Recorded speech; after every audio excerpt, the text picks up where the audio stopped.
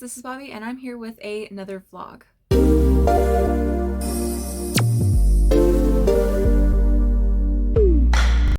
And this is going to be the first vlog for December. Holy crap, I can't believe we're at the end of the year already. Like, what the hell, this year. For the fact that 8 months out of this year, I literally spent in quarantine, how fast it still went is like mind-blowing to me. So, let's get into this. I read 2 books this week. I'm almost done with the third, so doing really great. All of these books are for the Reindeer Readathon that I am taking part in December. You can check out my TBR video if you're interested in knowing what books I plan on reading. This is also the smallest TBR I think I've had since I really got into like booktube and the book community and everything. I think I've only got like 10 books or so, possibly 11, but all of them are well over or just over 500 pages, so these are all pretty big books. The only one that's under 500 is one book, so yeah, definitely check out the TBR if you're interested, or if you would like to know more about the readathon and everything. This is a team-based readathon. I'm on Team Nutcracker, and we are going through a point system. So every book we read is worth points. So I always try to do my readathons 100%. Whether I finish or not, that's a whole other thing. But I always shoot for 100%. So let's get into this. The first prompt that I went with is for Dasher, and it is a book with a one-word title. I was so glad that this book fit because this was the first book that I wanted to read anyway. It was on my TBR for last month, but it wasn't one that I was like super like, oh my god, I have to get to. But it was definitely one of the books that I wanted to read this month, so I was really happy it fit. And that is Warbreaker by Brandon Sanderson. This is the 5th book that I've read by Brandon Sanderson now, and I loved it. I went with, I believe, 4 stars with this one. I loved everything about it. I really don't have any complaints. Pacing was great. The story was amazing. We follow the story of 2 princesses. They are sisters. One of them has been trained her entire life because she is going to be sent off to be, she's in an arranged marriage with the God King, who is this, she's taught that he is this horrible, evil person, and that she's going to basically be forced into marrying him. And her whole thing is that she's supposed to be burying him, his dead child, basically, because he is like brought back from the dead, so he can't have like a live baby. Really weird trying to get into it and all that, but I really enjoyed it. Viviana is a sister that was supposed to be sent, but because the father loves her so much, this is the father that literally picked favorite kid and like doubled down on it, and he ends up not wanting to send her because he knows that if anything happens, that he will go to war, break the truce and everything between his kingdom and their kingdom, and he loves her too much. So he sends his younger daughter because she's kind of the wild child and just nobody expects anything from her, so they send her. And yeah, it's kind of fucked up. Like, I'm not gonna lie, it was really messed up. But I absolutely adored Siri, who is the daughter that ended up getting sent. And we alternate between the 2 of them as well as some of the other gods. But I absolutely adored Siri, and her part was definitely my favorite part. I've actually never heard this mentioned. I haven't actually heard very much about this book, but when people ask for fairy tale reimaginings, this book should be mentioned because Siri's entire plot is basically Beauty and the Beast. Yes, I said it. If you don't agree, obviously you've never watched or read Beauty and the Beast, because especially the Disney movie, like there is a scene in here where it's straight out of the Disney Beauty and the Beast, and it's one of my favorite scenes. So this is not a complaint or anything. Like, I loved it. It kind of like made me feel even more attached, and I was like wanted to know where the hell this was going. And then Viviana, she doesn't know what to do with herself because she's literally been trained and told her entire life that this is the only thing that matters about her, is that she's going to be married to the God King. And when that's stripped away from her, she's literally doesn't have anything.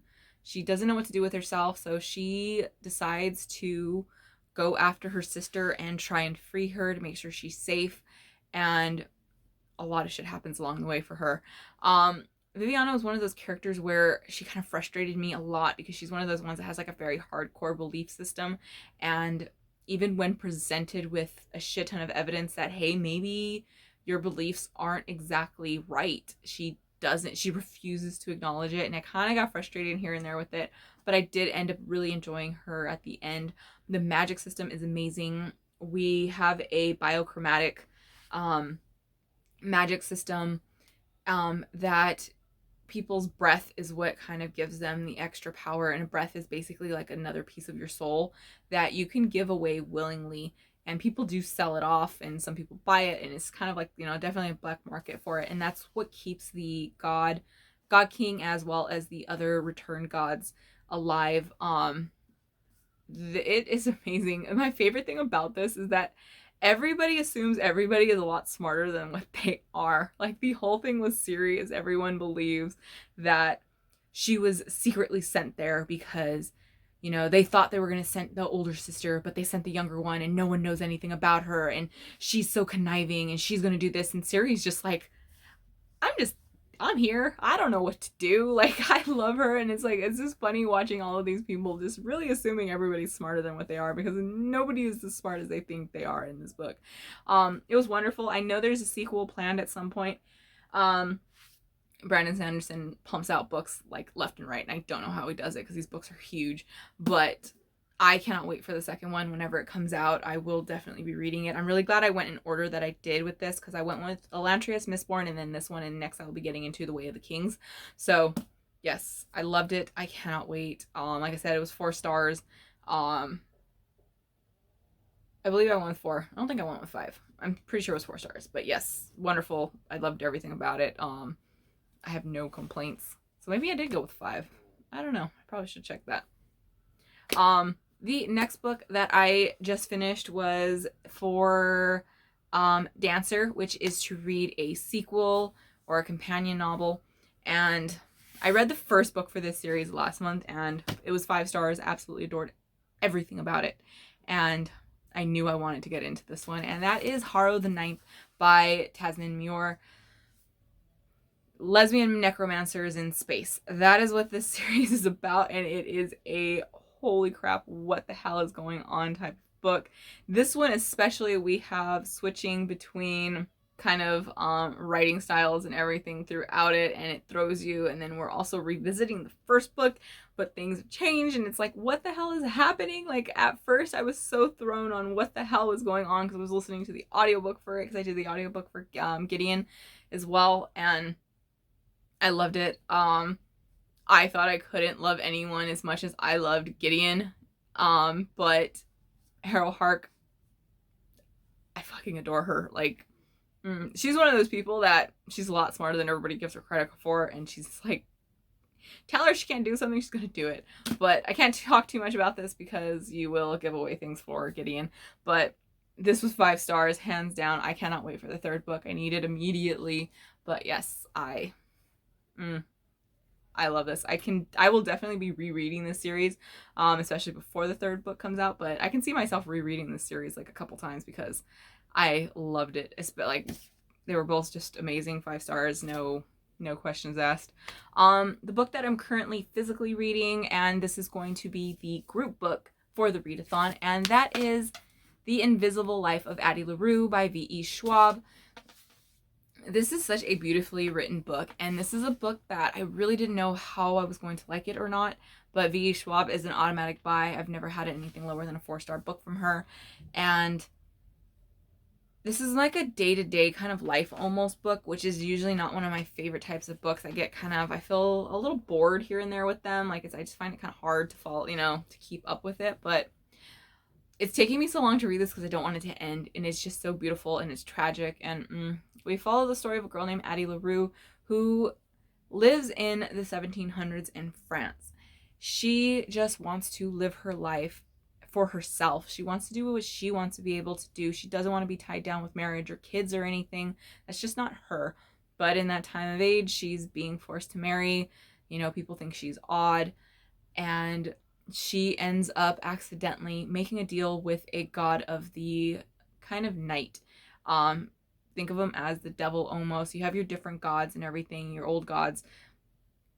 And she was warned to never make one with one that answers at night. And She accidentally does, but she sticks with it, and she wants to live her own life. But when it comes to making deals with these gods, you really have to be careful with what way you word things, because they will find any way to bite you in the ass. And oh crap, does it ever. She ends up being immortal, but the stipulation that is put on her is that no one remembers her. So she has lived for 300 years and nobody remembers her. As soon as they are basically outside of her sight line, like at all, like as soon as they don't see her, seconds later they forget her and they forget everything about her. So this isn't like a clock strikes midnight and all of a sudden it starts over. No, this is like an instant thing. So she can be reintroduced with someone like within minutes of each other. And watching her eventually kind of learn ways to bend the rules, and her, the loopholes of this curse are wonderful. She eventually meets a boy named Henry who remembers her, and he keeps remembering her. And finding out more about Henry, I don't want to give out Henry's kind of more parts of his story, because we get to that in about the second half, because we do switch over to his point of view. I absolutely adore Henry. Like I said, this book is so just kind of like tragically sad, but absolutely beautiful at the same time. And I don't want it to end, and I'm afraid how it's going to end, because I just feel like there's no way to get like a happy ending out of this.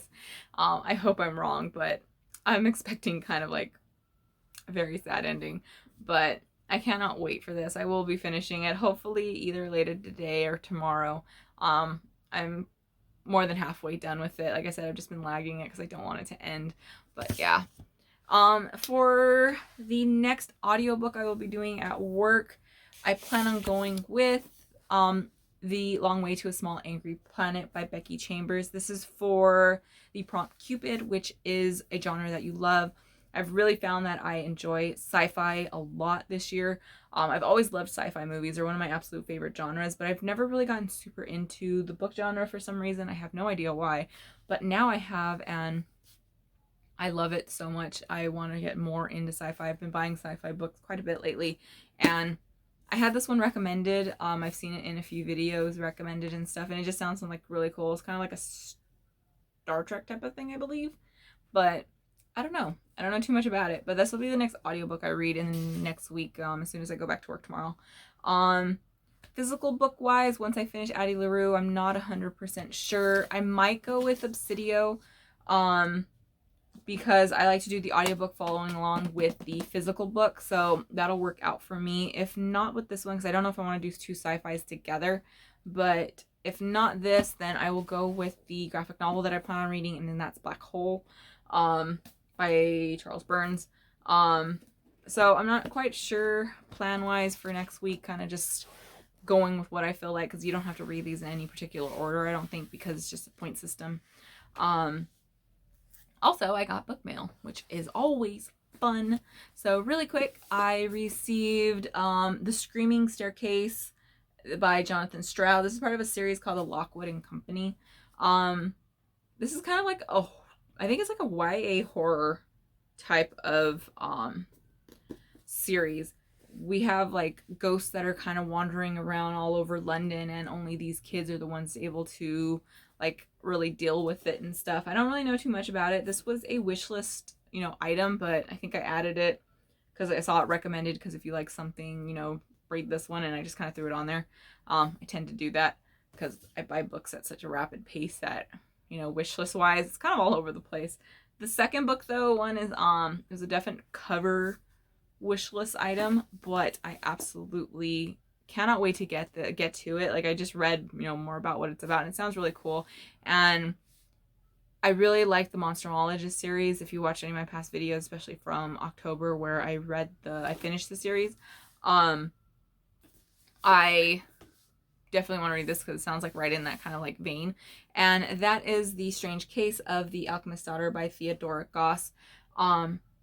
We follow the story of Mary Jekyll, who, yes, is the daughter of Dr. Jekyll. Her father has been murdered by Hyde, so I don't know if Hyde is like an actual extra person and not just, Dr. Jekyll and Mr. Hyde. And she meets up with like Sherlock Holmes, Dr. Watson, as well as there are female versions of other literary characters. I know one of them is Frankenstein. It's like a female Frankenstein. So this sounds really cool and sounds like something I would definitely enjoy. So I might bump this up my list to getting to at some point very soon, because it sounds really cool, and I really enjoy the Monsterologist, and like I said, this sounds like that. So there we go. Those were gifted to me, so that is always amazing, and I always have such great swap partners. So there we go. That's what's what. That wraps up my first week. So I would love to know what you've read this week, what you plan on reading, if you're taking part in the Readathon. I would love to know that as well, and check out your TBR if you have one up. If you've read any of these books, I would love to know your thoughts on them. So there we go. That's what's what. As always, I'm Bobby, and I hope you have a wonderful week and happy reading. Bye.